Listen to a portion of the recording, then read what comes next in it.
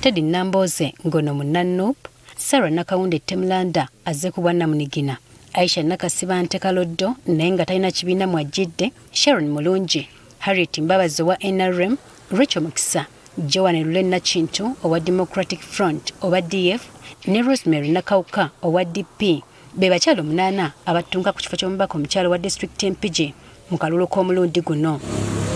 Twogeddeko n'abamu ku bano okumanya engeri buli omu gyeteeseteesemu okwanganga kalulu kano okulaba nga akawangula.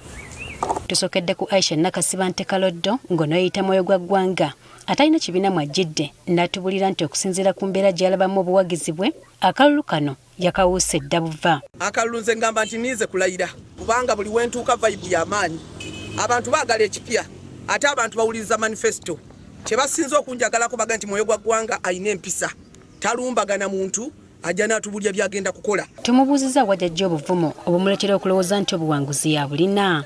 N'atugamba nti mukakuyege we talina muntu gw'ataliza. Nakwatagana nnyo n'abavubuka ne mbaleeterako n'emijoozi n'emipiira nga ntambula nabo ate ne mbaagazisa kubazimbamu obusobozi. Nina abavubuka bangi bendaze nti amaanyi go ge gakolerera obukadde era manifesto yange z'ekisema lwatu. Kati mbaga nti munoonye kiki oyinza okukozesa obuvubuka abo tusindikemu. Era obalaba ndowooza abantu we balabye nti Mwoyo gwa ggwanga ayingidde mu Kamengo balaba batandise okusembera. Omukwano gwa Mwoyo gwa ggwanga gubasika. Ono agamba nti embeera mwayise emuwadde obuvumu n'obumanyirivu ku ngeri y'okukwatamu okusoomozebwa abantu be mwe bawangaalira. Basuubire omubaka yennyini alabyeko nga talina byayiseemu kuba muteeketeeke nga kawonawo abaddeko omusibe agenda kutambula n'abantu mu bulumi bwabwe ate ne mu kubaweereza ng'ayagala kubanga akiyingiddemu nga sikakiddwa ate ng'omubaka ayingidde mu kintu kino ng'ayina byakozewo era byalaga kati ekitegeeza bagenda kuseesa gwaka. Abamu ku bawagizi be batubulidde ensonga ezimu bawagiza.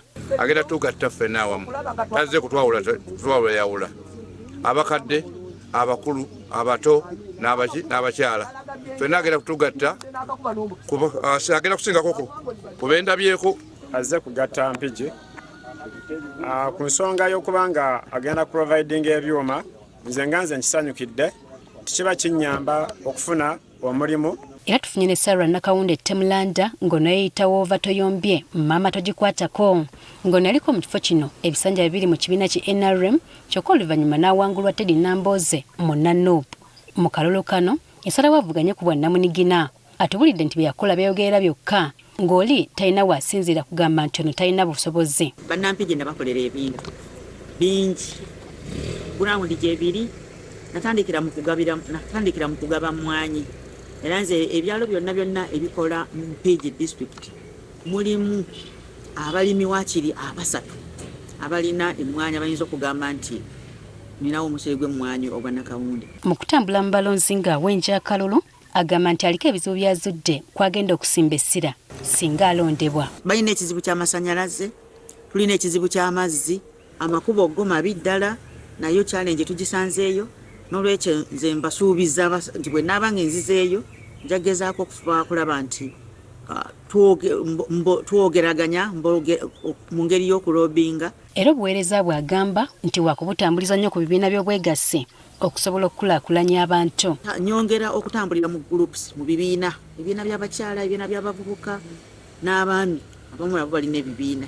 Nja kweyongera okutambulira mu bbo. Nagabanga zibbasale scholarships nga nzisaba nga nzinoonya nga ngezaako zibanoonyeza wano nawali ebyenjigiriza, ebyobulamu, ebyobulimi, ffe Bannampigi tuli balimi yakwongera okubeera nga abantu baffe bakwasiza. Nga yeesigama ku buwagizi bwafuna okuva mu bantu gy'ayita atugambye nti waakuwangulira waggulu akalulu kano. Bwe mpiseemu okunoonya akalulu nkakasiza ddala nga obuwanguzi bwe buli era ensolo ku kizigo kweri era nteekeddwa okuwangula.